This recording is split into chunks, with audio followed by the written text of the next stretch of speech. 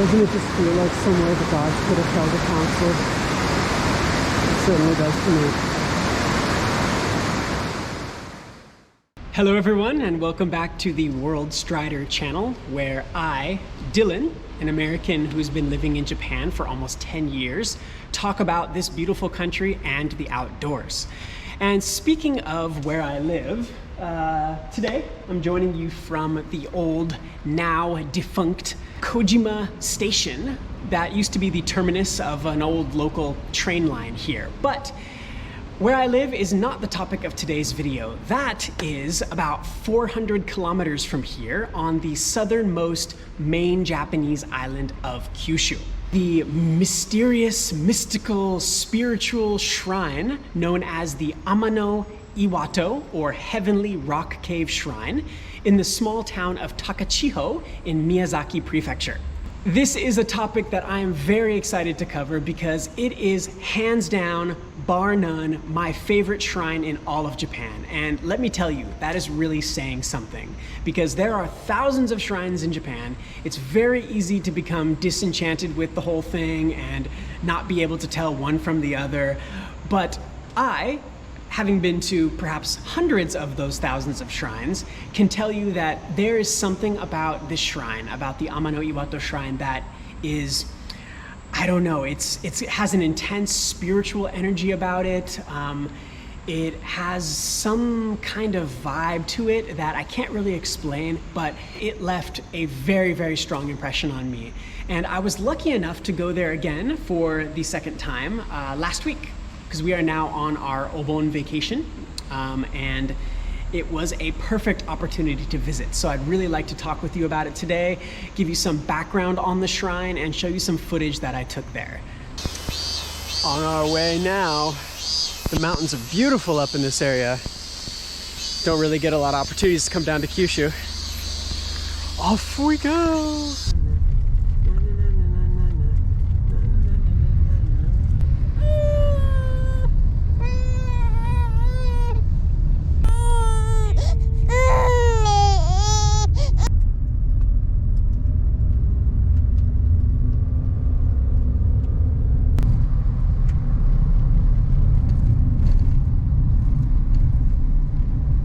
That was a long, crazy drive, but we're finally here. Look how young I look.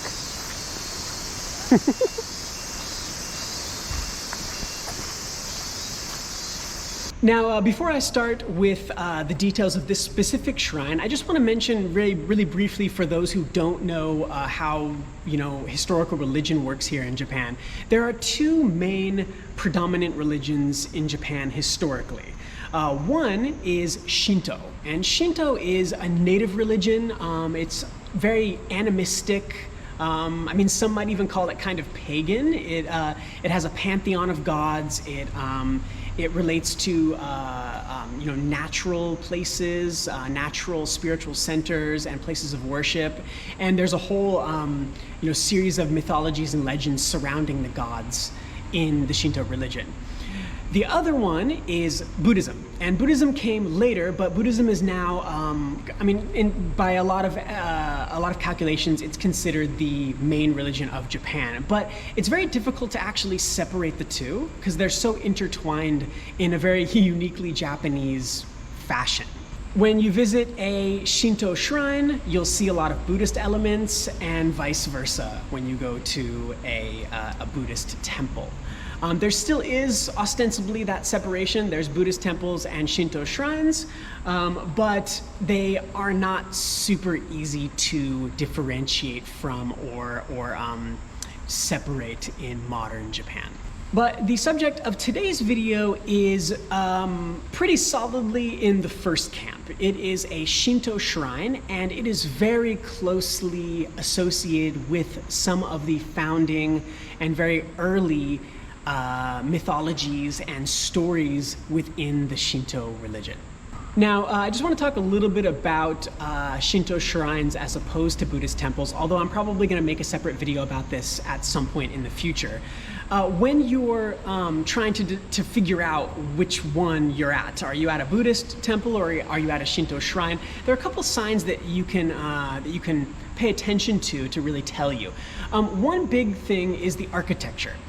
At Shinto shrines, and you'll see here at this one, you'll see on the tops of the roofs of these places, there are kind of crossed beams. These are known as chigi in Japanese, and these are a telltale sign that it is a Shinto shrine that you're visiting.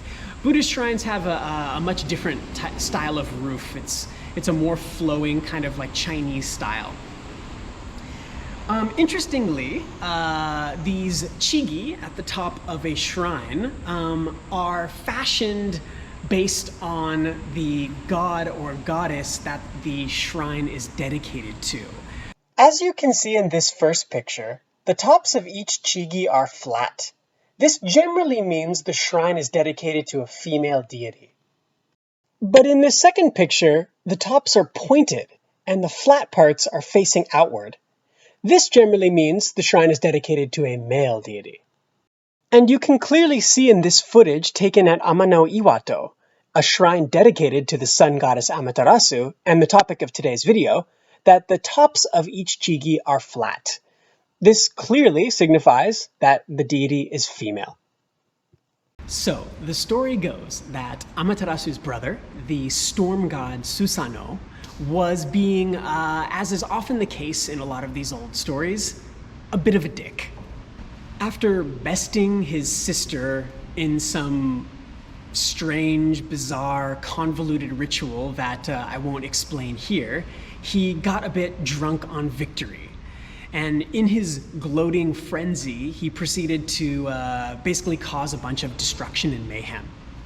His first order of business was to take a shit in Amaterasu's palace. He then flayed one of the beloved heavenly horses, then threw its skinned body at one of Amaterasu's maids, killing her. And if all that wasn't enough, he, for good measure, decided to go and destroy all of Amaterasu's rice fields. Amaterasu, understandably furious and in a bit of a fit, decided to hide in a cave, and she stubbornly refused to come out, no matter what any of the gods did. Now, this probably normally would have been neither here nor there to her brother Susanoo, but there was one major problem, and that was that Amaterasu was the sun goddess, so her hiding in a cave immediately and emphatically plunged the entire earth and all the heavens into complete darkness. Susanoo tried to get her to come out, but predictably she was having none of it, and she continued to sulk in the cave. Okay, so let's take a second to contextualize this and explain the connection between the myth and the shrine itself. Behind the main shrine at Amano-Iwato is a cave. So across the gorge, you'll see a big cave there.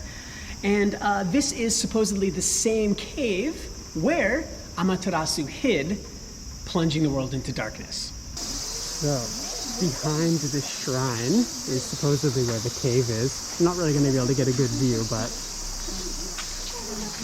that's just the way of it. It's so sacred, it's basically hidden, but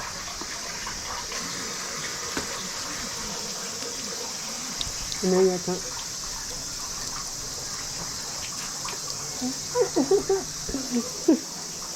Left hand. There you go. Okay. Let mommy try it. So the cave is behind this, but can't get a good view of it.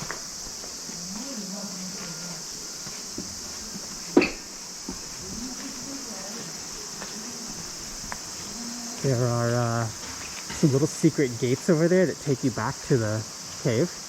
And one time I tried to follow a priest back there and he got pretty pissed. Apparently you have to be part of some kind of VIP group to get back there.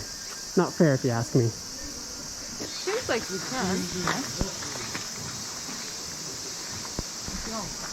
See, they have two. 見ることができますやって。見ることができます、多分。どうやって？あ、みんなでツアーで一緒に行くんやって。 Yeah. でもit's free, right? So apparently we can take tours back to the actual cave. So see if I can get that on video. I don't know if it's allowed, but that would be cool.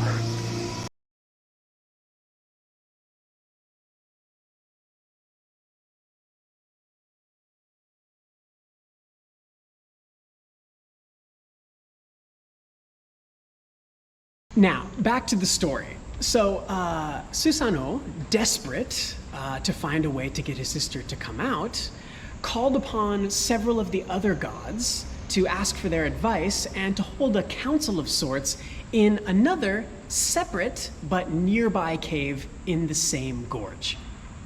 Okay, so this is the path leading to the separate cave in the gorge where the other gods supposedly conferred to come up with a game plan to get Amaterasu out of the cave. And we'll be there shortly.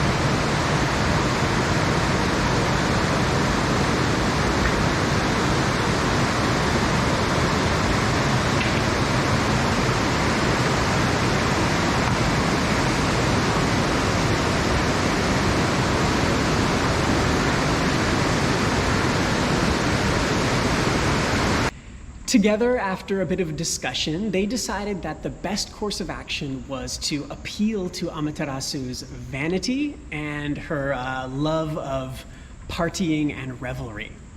So the first thing they did was they created a special magic mirror, which they hung outside of the cave Amaterasu refused to exit. Then they basically put on a party, hoping to coax her out. So one of the goddesses, I'm not sure which one, proceeded to, as the legends state, perform a lewd dance outside, which immediately elicited laughter from the other gods, and there was this air of just fun and mirth and merriment going on out there.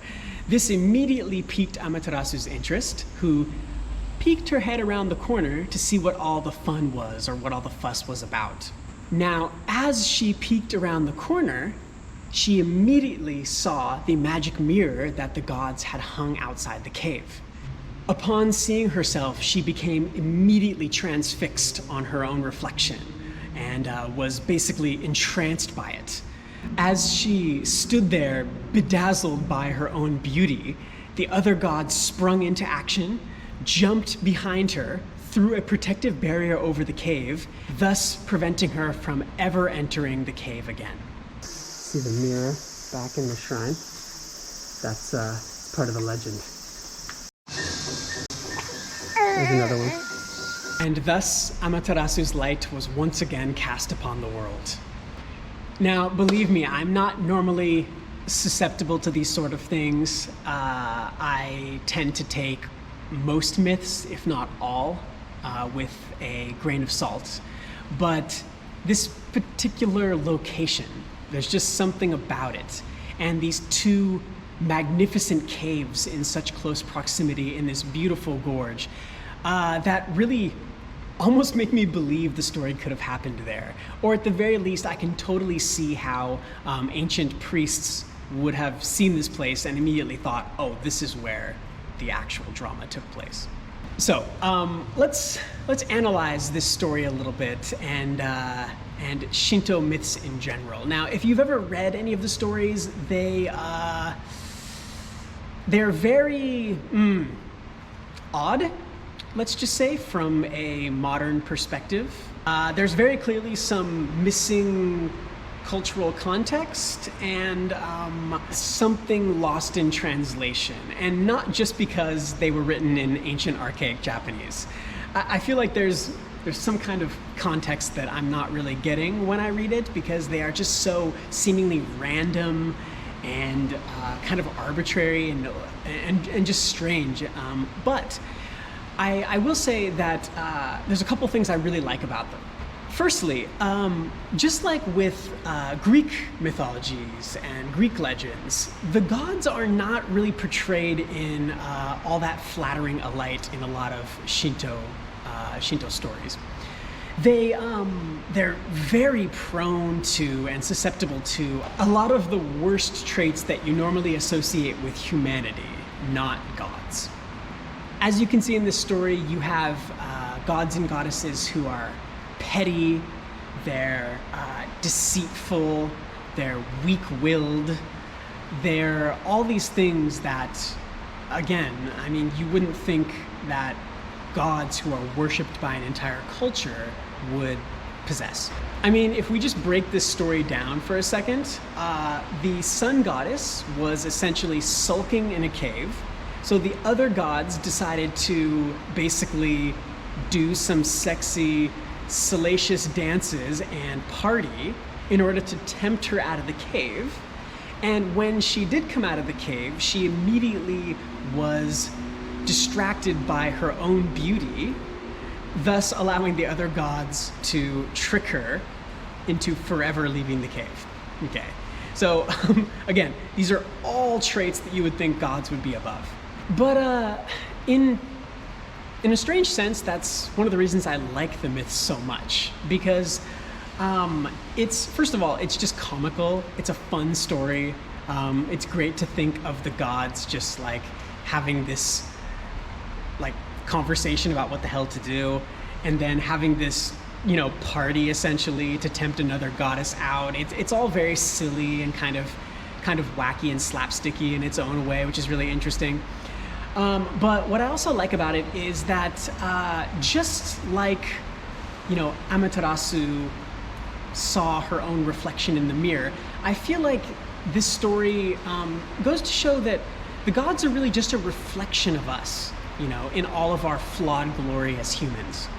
They're not meant to be better than us, or, you know, they're not meant to teach us from upon high in all cases, but to, in some cases, teach us from down low where we stand, you know, and to show us that even the gods can do this, and we should learn from their mistakes. That's kind of my own analysis of it, but you know, if I'm being blasphemous or anything, I apologize. It's just kind of the way I see it and the way I explain and rationalize their behavior in the story, because these gods are all still worshipped, particularly Amaterasu in Japan. So.